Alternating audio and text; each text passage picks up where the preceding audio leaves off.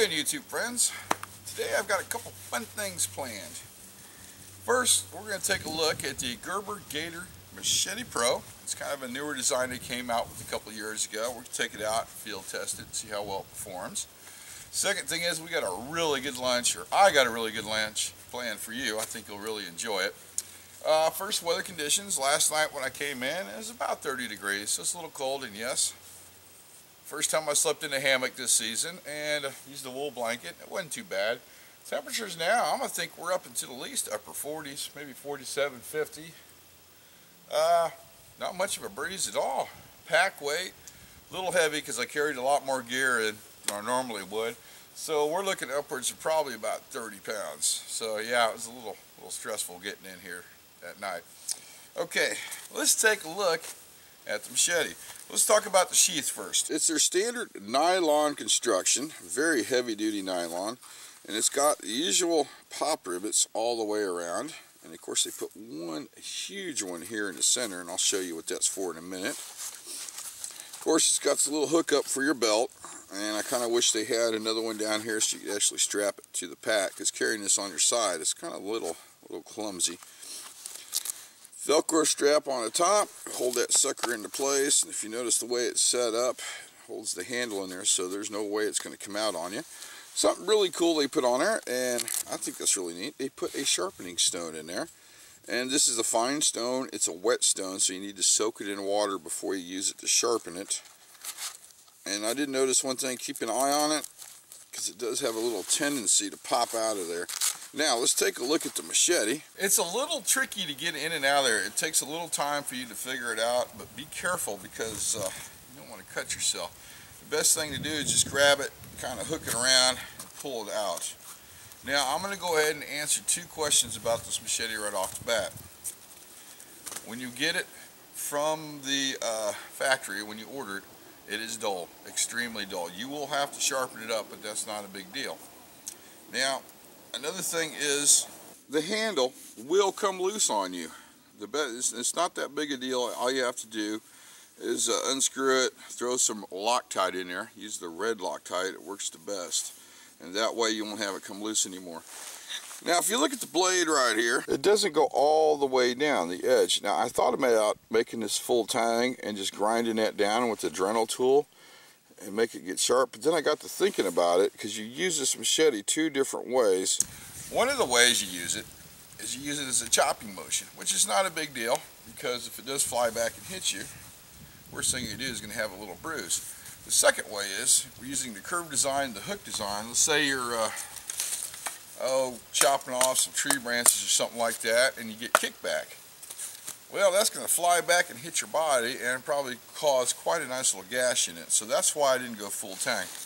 Now let's come down here and take a look at this really cool hook design. They've sharpened this edge here only on one direction, so it is a little bit easier to sharpen with the stone, but I think your best bet would be go with a ferrule rod or some diamond rods or something like that, because it is kind of a pain in the butt to get in and out of there. And while I got you over here, we're going to look at the handle. This is kind of an upgrade of the Gerber Gator grip. It's supposed to be the non-slip, and I like it. It's a little cushiony, but not too much, and it is kind of heavy. Of course, they put the lanyard on there, and I'm up in the air about using these. So that's totally up to you on that. It's a little big for me and kind of uncomfortable, so use your best judgment. Let's talk about the blade. It is high carbon steel. It's either 1055 or 1085, and when you sharpen it, you want to put a 20 or 23 degree angle edge on there. Another thing is on the blade length, from here to here is exactly 10.5 inches. The overall length from here to here is 16.5 inches. The weight of the machete itself is 17.9 ounces. So that's a little bit of pound or plus there. So it's got some really girth, quite a bit of girth to it. Now I've got a little testing area set up over here. So let's go take a look at my testing area and start slicing some things up so we can get started on lunch. Got this great little tree. Got some vines and some wood we can slice up. So I think the damn prickly bush out of the way. I'll show you how well this works real quick. Now we're going to be using the curved edge. And it takes quite a little nice bite out of the wood. Of course, we use the flat edge there.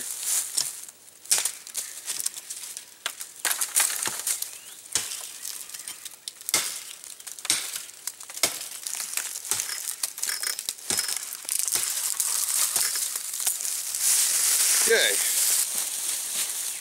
go ahead and slice this up a little bit and see how the edge works. And it's making very deep cuts in it, and this wood is somewhat on the dead side.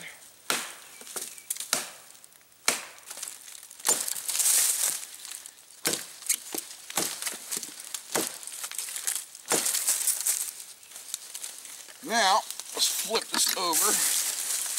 We're going to take the bark or the tree limbs off here using this end, and be very careful because you are swinging this towards yourself.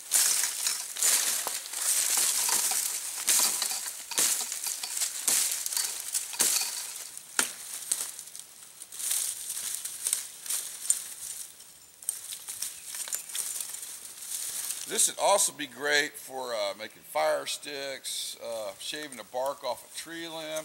So it's got a lot of great uses to it. That's not bad at all.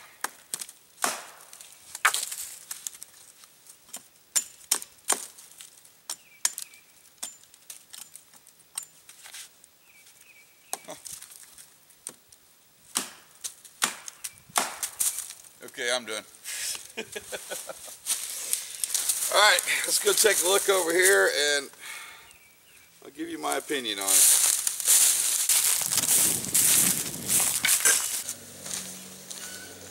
Whew. Let me grab a drink of water first.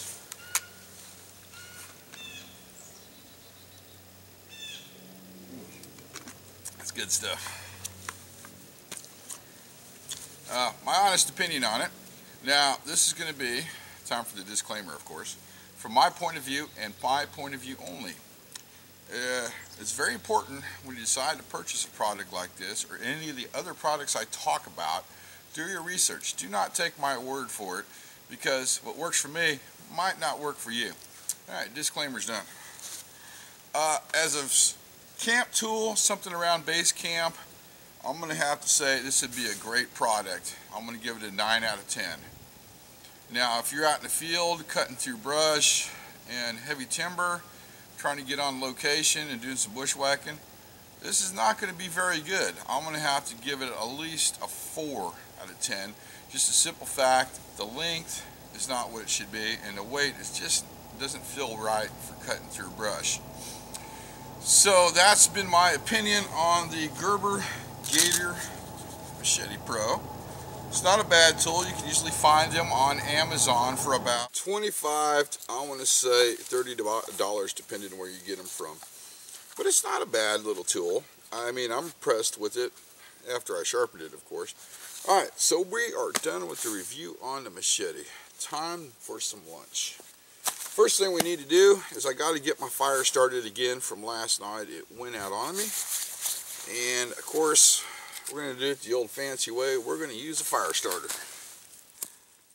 These are very, and I mean very easy to make. Basically, it's a carton, paraffin wax or old candle wax, and jar lint or sawdust. They both work just about the same. I've had good luck with both ways of doing it. And we need to get a really good bed of coals going for what we're going to be cooking. I got a great meal planned, so let's get this fire started.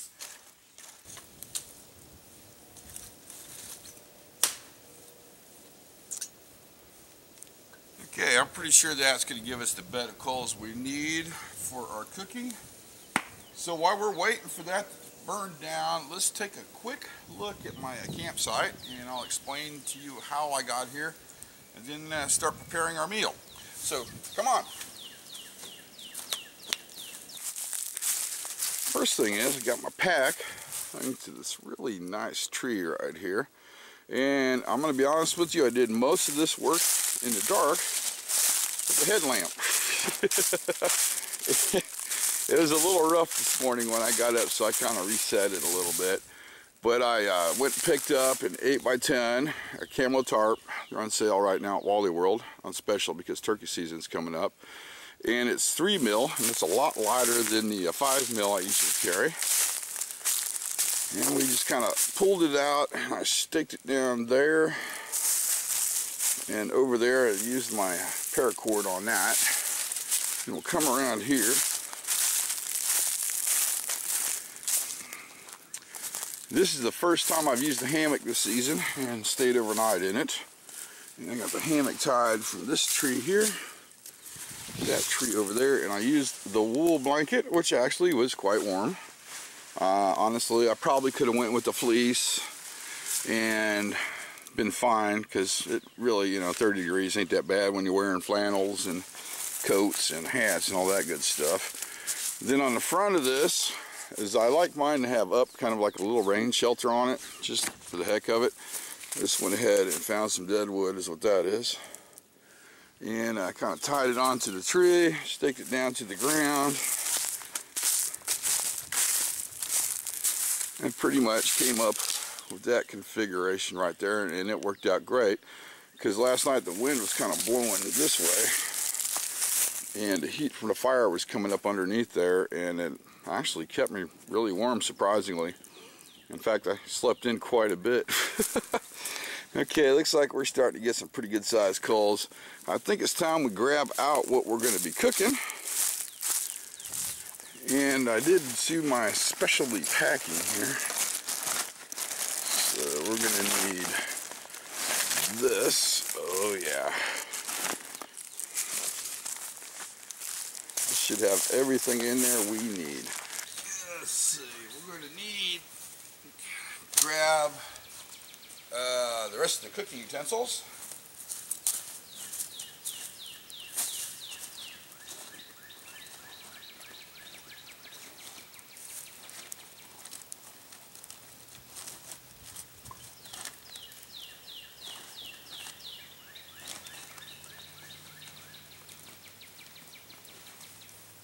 Definitely can grab my gloves.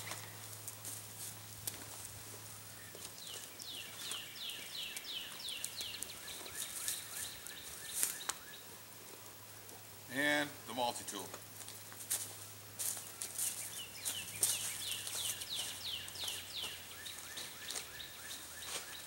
Okay, I think we're set.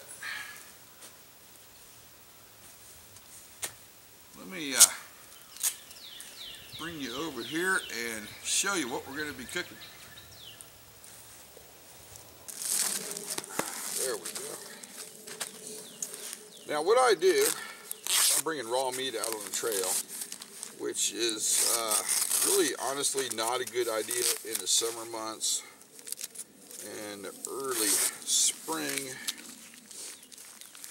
fall, because you do not want this stuff going bad on you, so you get salmonella or food poisoning. But I wrap it up in a towel and I make just a little cooler here. There we go. Somewhere's that should be some butter.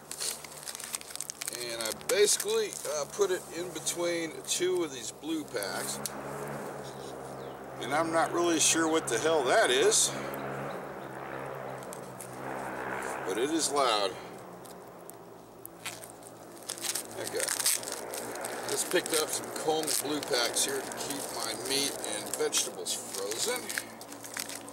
Set these aside. As you can tell, I really got this sealed quite nicely. Get out of there, come on now. There we go.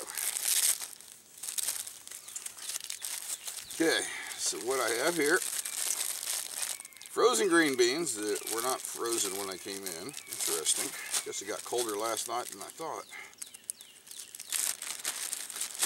Let's prepare somewhat of a clean area for these. That way I don't get too much dirt on everything.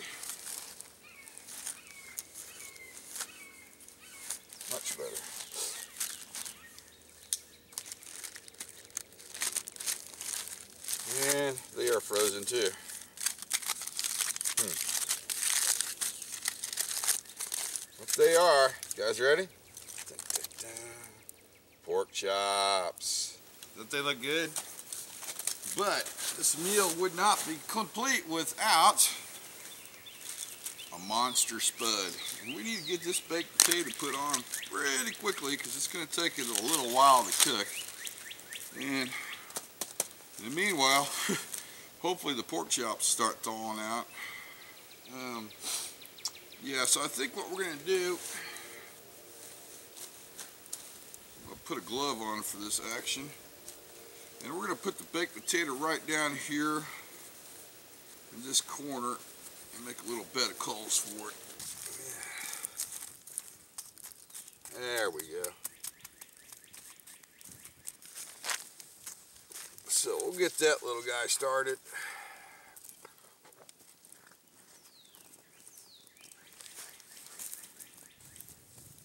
I think what I'm going to do, just shove a couple coals underneath my grate. So I don't want that pork chop to cook too fast because it is frozen. I'll be honest with you, this fire's freaking hot. Alright. Let's go and get our pork. Yeah, boy, I hope those fit. Man, those things are huge. Huh. Okay. Alright, let's throw one of our pork chops on. Remember, you're dealing with raw food out here, so I like to keep some hand sanitizer with me.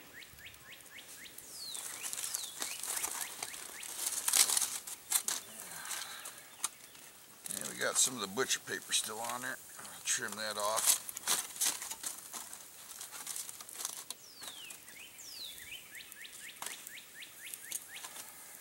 Let's pull some of these coals out. It's still burning a little too warm for me. There we go.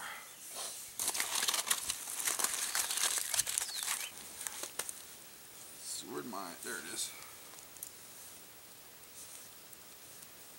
Okay. Remember, definitely pack your trash out and always use the Ziploc bag that I brought the food in. That way there's no way of contaminating anything. So we got a little pile going. Now we need to cook our greens. And for this, I'm going to use the pot I used last night. It's not too dirty. So, okay. I'll use this water. I thought I had some other water with me. That should be enough.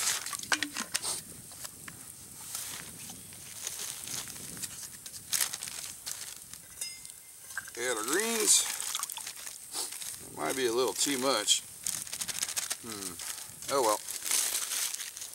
And of course, I'm going to spice it up a little bit.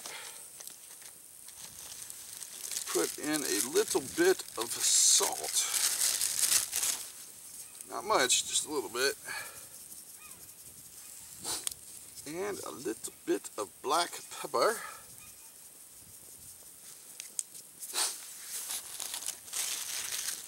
And let's go ahead and set this guy on the fire.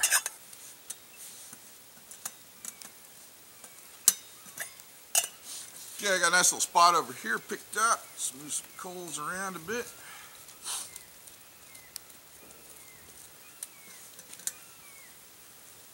There we go. I think I should probably flip the pork chops. Yeah, they're still pretty darn frozen. This is going to take a while. It'll be slow going.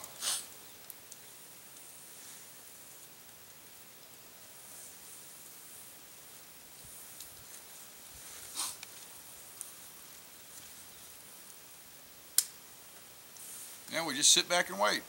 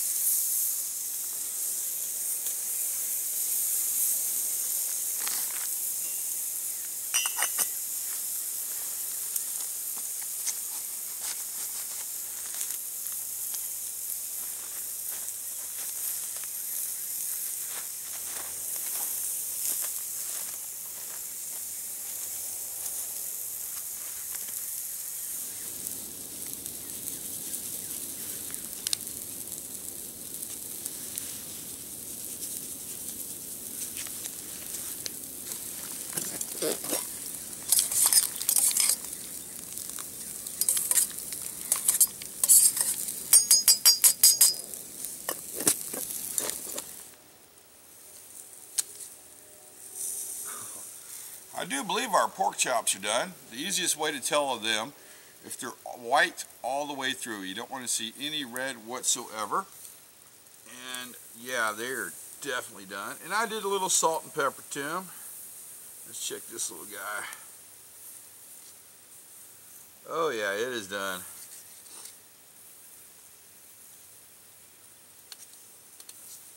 Taste it a little there. Oh, a little bit on the warm side. Oh, that's good. Okay, our chops are done. Our greens are definitely done. And that pot's hotter than crap. So I'm going to put on another glove. And you rarely see me do this, but I'm actually going to waste some water. Now the reason I'm doing this, oh excellent, excellent, is I brought some butter with me. And hopefully it didn't melt into a big wad, and we're going to have buttered green beans. Yep, we're still doing good. I don't want to use too much because I want to save the rest for the taters. There we go.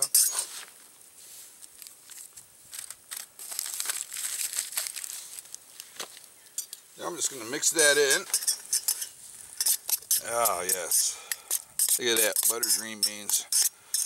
And I think I'm going to add just a little bit more pepper. Hang on.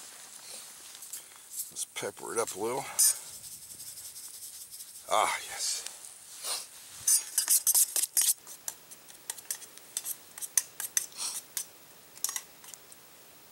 Let's see what it tastes like.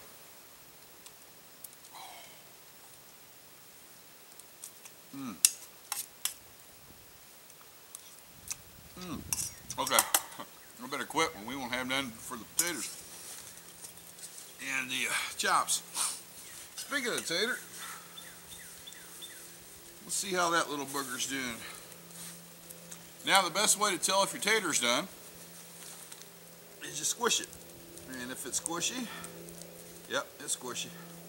That means your tater's done. So let's prepare. I guess we'll just use this here and cut that little guy open.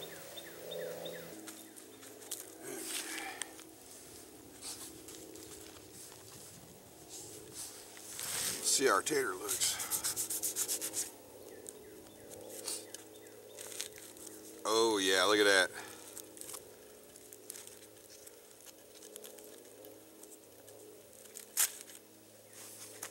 Oh, look at that guy. Oh, it's done. Look at that. Whoop, we're mashing the hell out of it. Cut it up. I'm going to drop some butter in there. Ooh. You can tell I'm excited.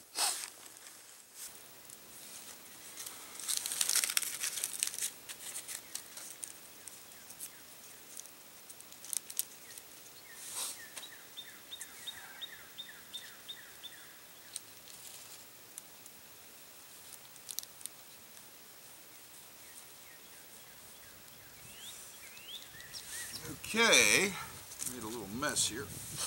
No worries.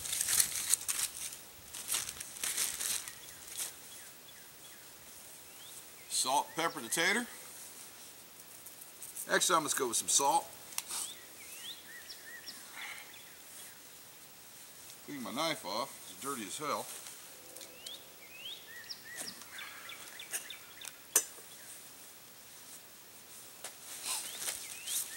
Time to prepare us a plate.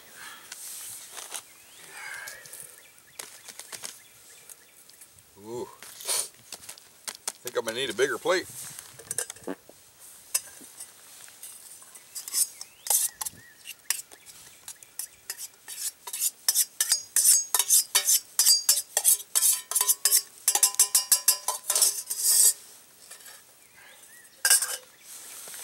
Doesn't that look good? Question is, how does it taste? Smells hella good. Oh, cuts like butter.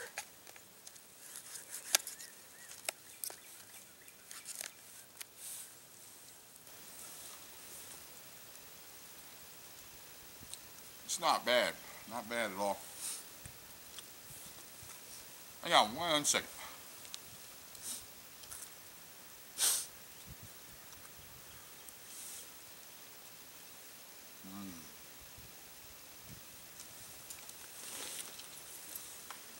That is one good meal.